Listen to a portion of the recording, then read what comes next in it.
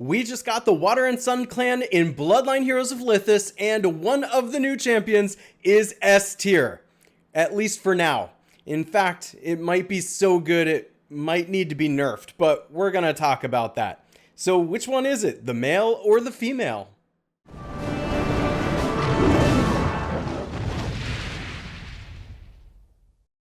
But first, download Bloodline Heroes of Lithis, a mobile RPG action fighting game where you can marry your champions to create new and unique hybrids.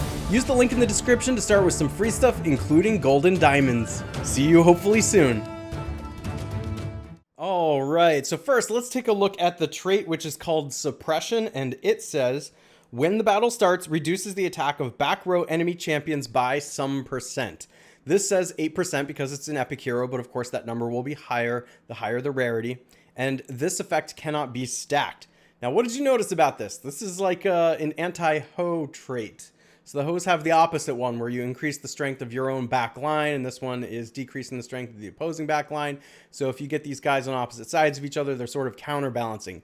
In fact, not only do the traits kind of counterbalance like that, but the specials on both of the clans might create a lot of timeouts in the future if we see these played a lot. So let's take a look at both the male and the female.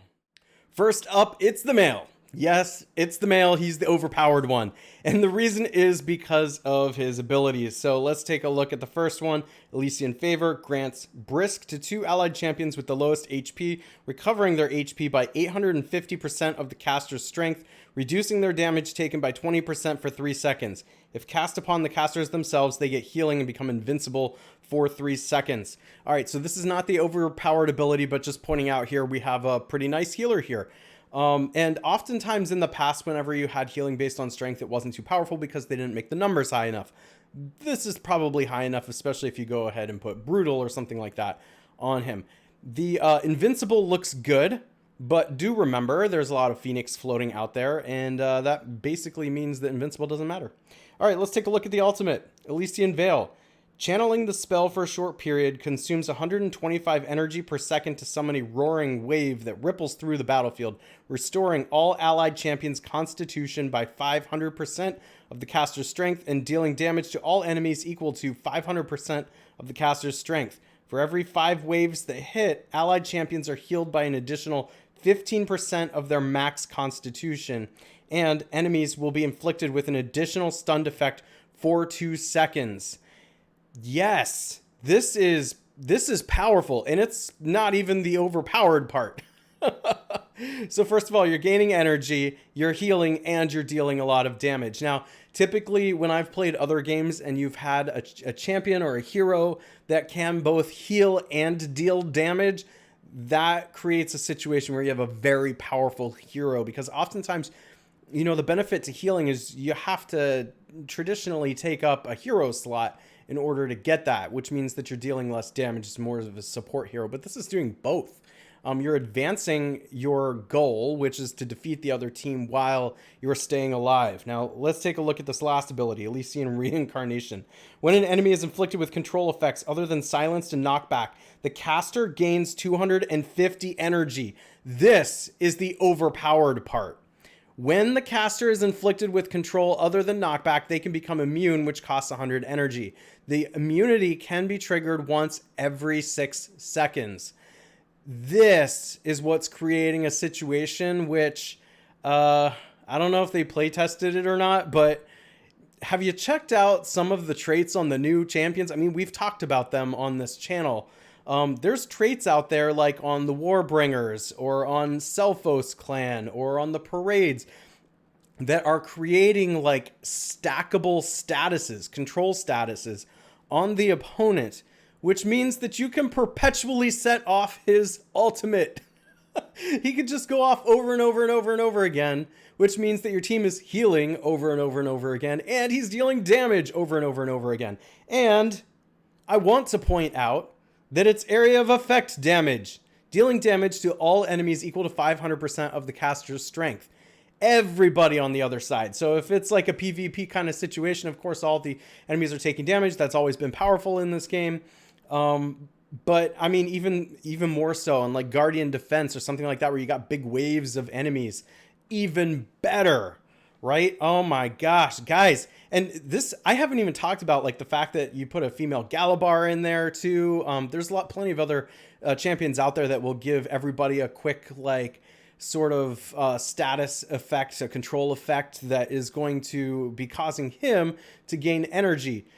So, and here's the thing, it's not just him giving the control effect, which is what gains him the energy. It is anybody on your team that is giving the control effect, which gains him energy. And so I don't usually do this, but I really want to highlight this for you. So we're going to jump into Discord for a moment because I want to give credit to Nero Knight for posting this. But I just want to give you an example of what I mean by this. Look, he's put some of the heroes that I just talked about in here. And I want you to watch what happens to his special. Okay? So like it starts off, you can see him gaining the energy here. As the match goes on, the various champions here, their traits, are now causing the control effects. Now watch how his like energy is like never below half. And then he starts to go off like a strobe light. Look at this. Now he's just going off over and over and over and over and over again. It's actually quite ridiculous. So thank you, Nero Knight, for posting this video for everybody to see. That's unbelievable. So here's the thing about the male. The male is so freaking good when you pair him with the right champions. And with the champions that we just talked about there, they're not ones that you often see in the main comps. But you could probably create a second team with all those champions that's extremely formidable now. Or just mix and match. You don't necessarily need all of them. That was just to highlight how broken his ability could be. But you can mix and match. Like, for example, I fully plan on putting him in a team with my female Selphos. And that should be enough to apply the kind of effect that I want. Not only that, but that team that I have the female Selphos on has a female Galabar on it too. So there's just a lot of control effects happening. So how long is this going to last? I don't know. I think we're going to have to see a few days of if he just totally takes over the meta. He may not. But I think a champion with a powerful special that can just perpetually go off is a cause for concern. And so while I am saying this is an S tier champion in this video, check the date and check to see if there were any changes, because I expect we're going to see some change to this. Like, I'm just guessing, I'm just speculating here, but they might need to change it to something like he only gains energy if he's applying the control effect, and then, to make sure that he has some control effects that can do that. But right now, this guy's instantly marching to the top, to the very, very top. He can be on a main comp. So I don't want you to take away from when I was talking about a second team, that he's only second team. No. You can easily make just one or two changes to a main comp, and he's right in there. Quite honestly, I think at this point, rivaling female Ho, with the chance that he's better. So, I mean, if I'm talking about them possibly having to nerf him, that you would assume he's better than female Ho. But here's the thing. Female Ho is extremely powerful, but there's not one thing about her that's making her like super overpowered. While it's obvious that his ability with the control effects happening on the other side in combination with the clan traits is making it kind of a broken effect. So even if they're like on par, he's still probably more likely for a nerf because of that. But I don't want to freak anyone out. Let's just give it a few days and see what happens here. What if they never do? I mean, I want to remind you, they never nerfed female Davala. They simply came out with champions that counteracted female Davala. So there might not be a nerf. We don't know. We'll just have to wait and see. What do you think? Let me know in the comments if you think a nerf is coming, if this is too broken, or what's going on with this. All right, let's go check out the female now. So is the female just as broken? Well, let's check her out. Elysian Waterfall generates a water shield to protect the weakest allied champion, including the caster themselves, reducing their damage taken by 40% for 4 seconds. After that, the water shield breaks, dealing damage to all nearby enemies equal to 480% of the caster's strength, inflicting stun on them for 2 seconds. The shield also breaks if the allied champion dies when the shield is on. So as you can see here, this actually kind of complements the male pretty well. So, I mean, typically you're going to pick one or the other and level it up. And right now that's the male. I mean, I haven't even gotten done with the female yet, but it's going to be tough for the female to beat the male. But if you do happen to level both, you get that stunned effect there. Okay, Elysium Embrace. Continuously cast a spell restoring all allied champions' constitution by 35% of the caster's max constitution for 2.5 seconds. So that's a lot, especially if you have like energetic on your champions. The recovery effect is true healing, which is unaffected by any debuff and cannot be interrupted. All right, it's true healing. Elysian Precognition. When taking skill damage from enemies, triggers a precognition effect, which grants immunity to all damage, excluding control effects, for 3 seconds and restores 150 energy. This effect has a cooldown of 8 seconds. So the female's abilities here are actually quite a bit more simple than the male. And honestly, I don't think as powerful. Here's what I'm thinking. Like, where does she stack up with the other champions that have already been released? Like, she seems to me like she's going to be... I mean, she's a really great healer. But the fact that that's primarily what she does and she's not doing a whole lot else, you get a little bit of damage, you get a little bit of stun in there, but mostly just healing. And that's usually not good enough just on its own. So I think she's similar to like a male Galabar, who obviously can be extremely difficult to beat. Extremely difficult. But usually isn't good enough to just win the match on his own. What you got to hope for with a male Galabar is that he just like times out the match. And I think you're going to have to lean on that with her.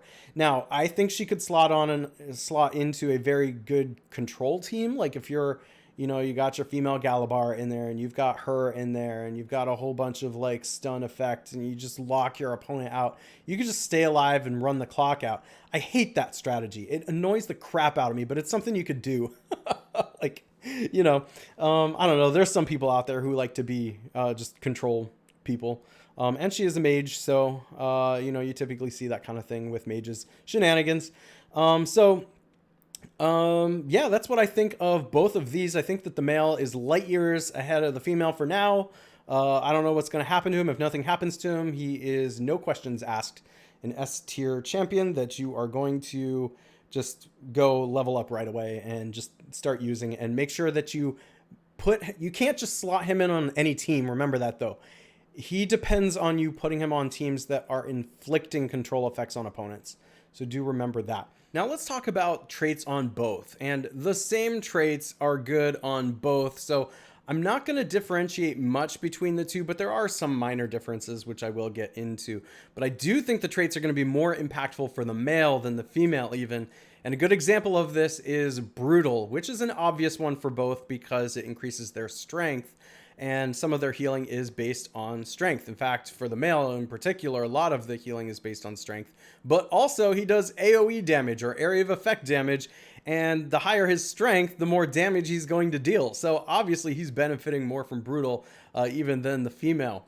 Now, another good trait for both is Honorable, because anytime you get healing like both of them have, and they have Honorable, it means that they're taking less damage, so the enemy has to work harder to deal damage, and then if you just heal it right back up, they just have to do that much more damage. It's kind of counterintuitive because you would think Energetic would be the one to put on here, but that's just a lot of HP that's easier to deal damage to than... So Honorable gets the edge here in cases where you get repeated healing and the shield effect like the female has. Now, if there is one between the two where Energetic is better, it is the female because she does ult and increases healing for all allied champions based on 35% of the caster's max constitution. So you do probably want her HP to be higher. I could see a situation where you might want to do like Brutal and Honorable for the male, and then maybe Energetic and Honorable for the female, or maybe just brutal, honorable, and energetic for the female. Now, as far as clan traits go, there's some that are particularly good. Now, I always like to just be as fast as possible. So I'm thinking agile, focused. You know, maybe you don't need agile now because we do have the stone thrower trait. So if you've got that on any of your champions, you can ignore agile and just put focused on both of these champions. But also there's a clan trait in particular that doesn't get a whole lot of use, but is going to be particularly good on these. And that is devout, which is the it's the Aeson trait. So I'm going to click on this and show you. Now, this one isn't maxed out. The numbers could be higher, but it says when the battle starts, increases all champions' healing and healed efficiency by 22%. This effect can't be stacked. So you just need to put that on one of your champions. But obviously, this is going to make the healing even better. So if you care about that effect, especially if you've got the stone thrower trait already on one of your champions and you have room because you don't necessarily need to put agile on, devout is a great one to put on these. And if you want more damage from the male, you could potentially put any of the other clan traits that deal more damage, fierce even, potentially. However, I personally, for the male, would go with oh, hi Basil the cat. My cat has come to join. He has thoughts on which of the clan traits are best. Basil, do you want to say hi to everybody? Where'd you go? Do you want to say hi? Say hi to the people, Basil the cat. Which trait do you think is best? Okay. I appreciate your words of advice. All right, so specifically, I'm going to be leveling up the male, and I am going to go with brutal, honorable, focused, and devout. All right, well, those are my thoughts. I'm curious to know yours. Let me know in the comments. If you enjoy videos like this, make sure to like, subscribe, and hit that bell notification, and I will catch you in the next one.